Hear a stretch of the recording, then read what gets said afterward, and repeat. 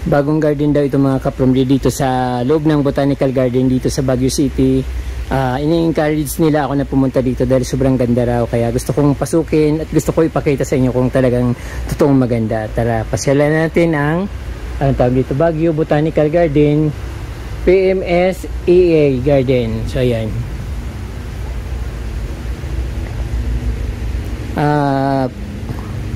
Parang forest ang dating mga kapramdi. So hindi ko nga lang masyadong makunan kasi nalubat yung gimbal ko. So hands on lang ako sa camera. Kaya ayun, medyo nanginginig-ginig yung pagkukuha ko.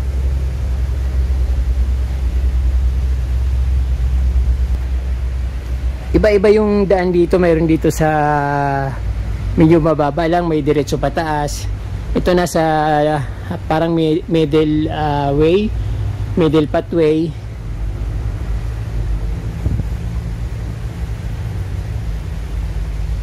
Ang kaibahan dito kapramdi, very refreshing kasi parang gubat talaga yung dating niya. Saka yung mga plants niya ay makikita yung mga kalyalili ang lalaki.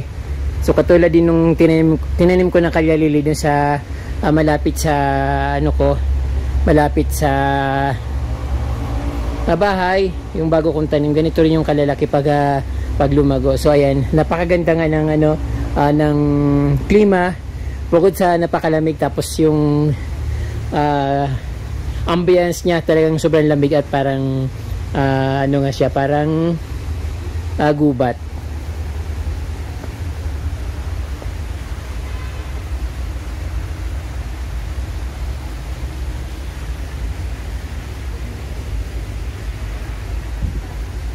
So dito yung falls. Nasaan na ba yung mga kasama ko? So ito naman yung parang Philippine Orchids na meron ako nito dati dalawa, tapos naging isa.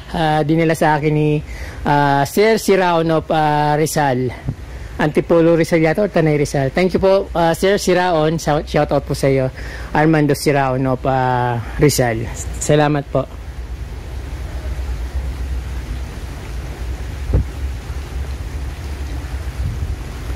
So nandito yung medyo parang may mini falls, man-made syempre kapramdi, pero sa baba ang ganda-gandang tingnan kasi nga dito malinaw na malinaw yung water niya. Parang hindi siya man-made, parang totoong-totoo.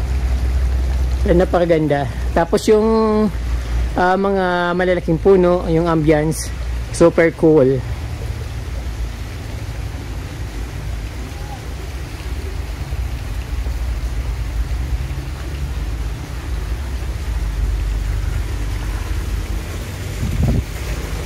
So ayun, maganda.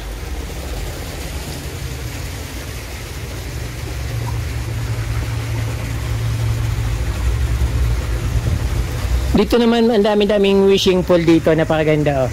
Mas maganda siguro kung may fish, kaya lang pag tumatagal yung fish ay malangsa, saka siguro bumabaha dito kapag malakas ang ulan. So pag may fish tapos bumaha, sasama siya sa mga tubig pag umapaw.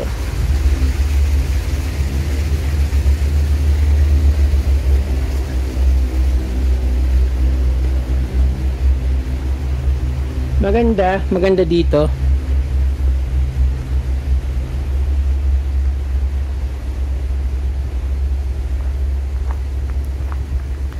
Meron naman ditong parang mga silver copper plants.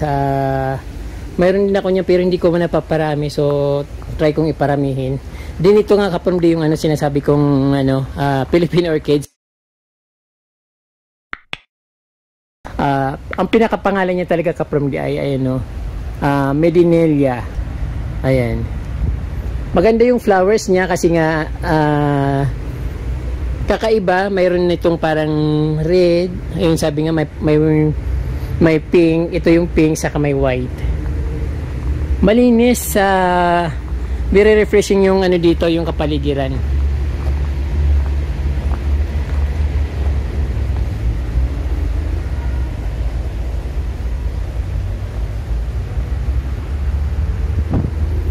So ito yung maraming Medinella, ang lilusog ng mga Medinella dito. So ang lalaki.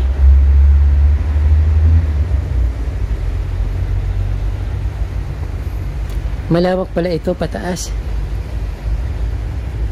Pero parang madulas. So may mga bench, may mga upuan dito, mga tambayan. Kung gusto nyong magpahinga, tumago sa katauhan, pwedeng pumunta dito, mamasyal kayo dito. May mga ano pala dito, may mga pwedeng pasyalan, pwedeng tambayan ng matagalan. Oh, nakakatakot dito, parang madulas.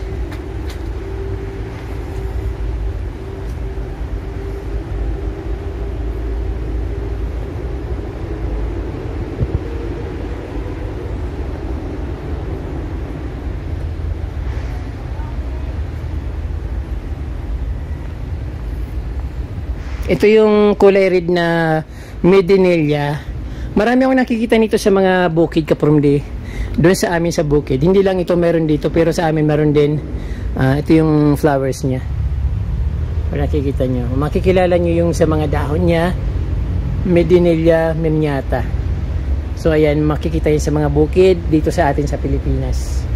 I think local yan dito sa atin.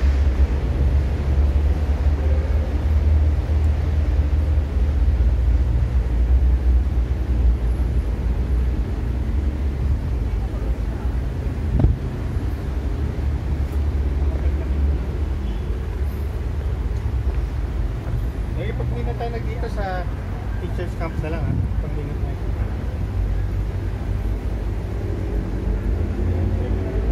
So ayun, magaganda yung mga native plants dito. Ayun, mayroon kakaibang bulaklak din ito, pero I think variety rin ito ng Medinilla. Yung kulay ng dahon niya maganda. Tapos yung parang ganito Kapromdi yung dahon ng ano, parang lubi-lubi. Kapag bagong talbos yung lubi-lubi, kulay ano siya, parang kulay orange. Ito naman kulay maroon na green sa ibabaw.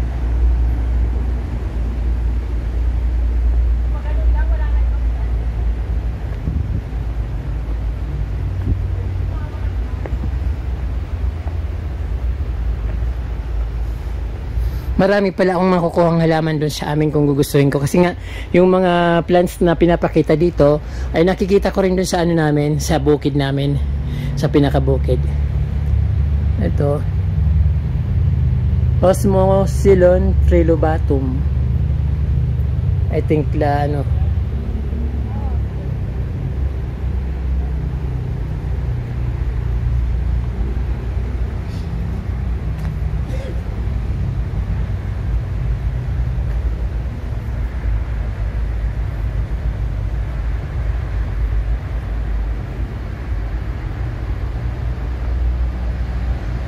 Hanggang dito na lang siguro itong garden na ito. Pero maganda Kapromdi. Nakaka-refresh. Tapos dito mayroon kubo.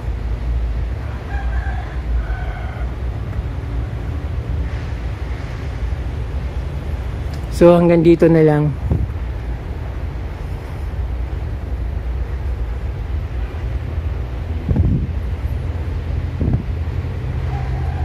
Lumang-luma na ito.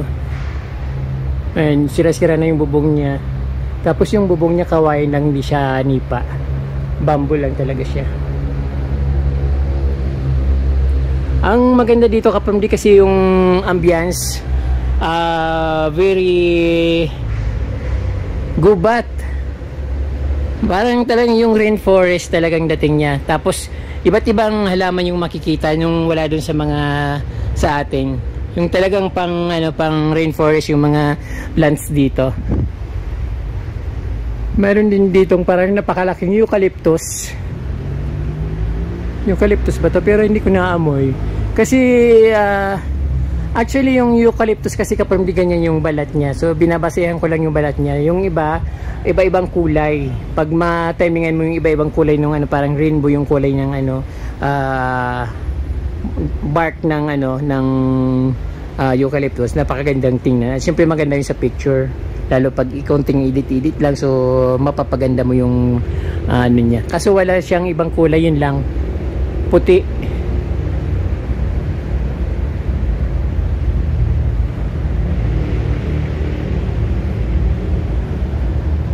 Anong plants ito?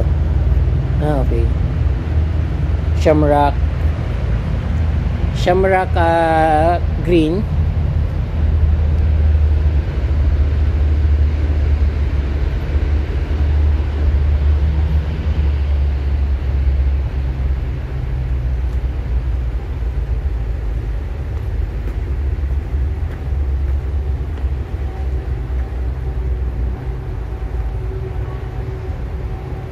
Meron din ditong torch.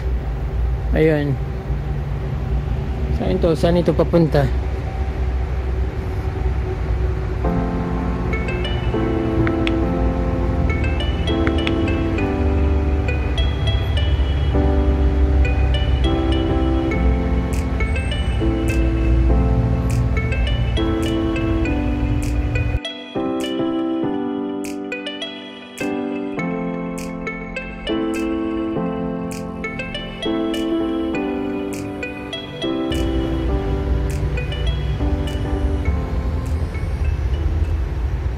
So highway na sa itaas.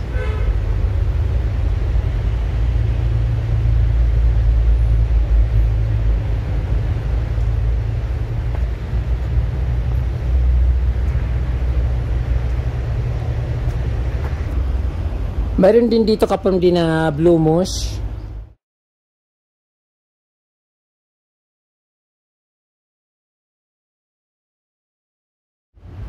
Blue moss.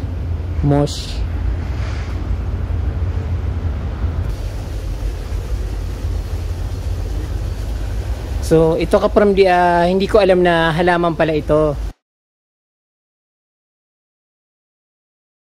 So at least meron akong mga idea kung anong klase yung mga Medinilla plants. Iba't ibang variety pala ito kapag kasi nga ito sa amin meron akong nakikita mga ganitong plants. Pinuputol nga lang namin kasi nga hindi namin alam na halaman pala ito. Pero may bulaklak siya. Pwede ko na siyang gawing flowers or halaman sa bahay. Although meron na akong isang variety. Meron din pala dito kapag din ng mga walachi plants. Kung ano yung nakikita ko dun sa amin, meron din pala dito. So yan, kaya lang mas dito kasi mas nandito na hindi na ako pupunta sa mga bukid or sa mga tabing ilog na nakakatakot kasi masukal masyado. Dito, andito na sa mismong garden. Ito rin mga ganito, napakarami nito sa tabing ilog. Kaya lang hindi naman namin pinapansin kasi nga damo lang ito. Meron din silang pako. Ayun, pako, ferns, ayan.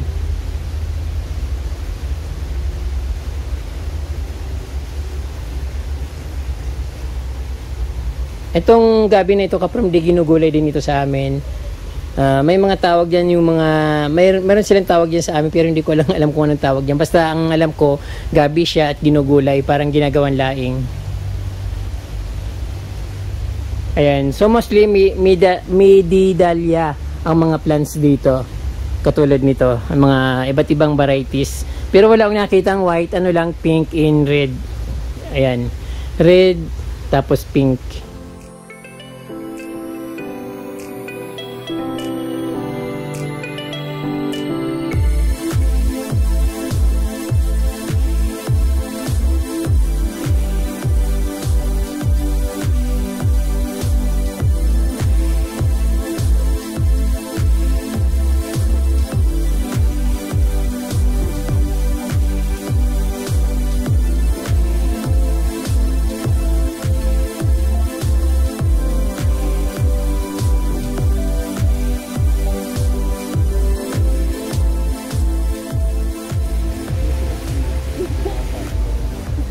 Parang mas magandang variety itong Medinilla cephalophora. So ayan, maganda yung dahon nito kasi parang malilit lang yung dahon tapos parang nakakahawig sa huya yung niya, yung dahon niya. Tapos yung rin niya, parang yung baging niya parang huya. Kaya lang mas medyo malalaki ito.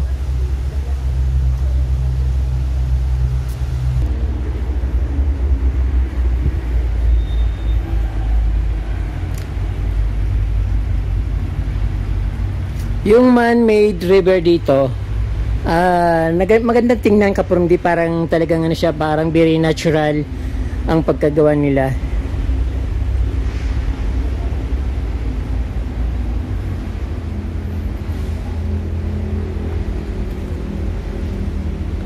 As dito sa may bridge, ayan, maganda rin dito.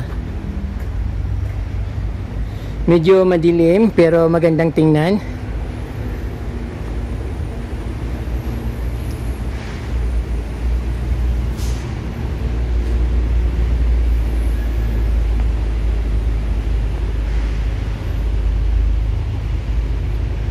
So ayun.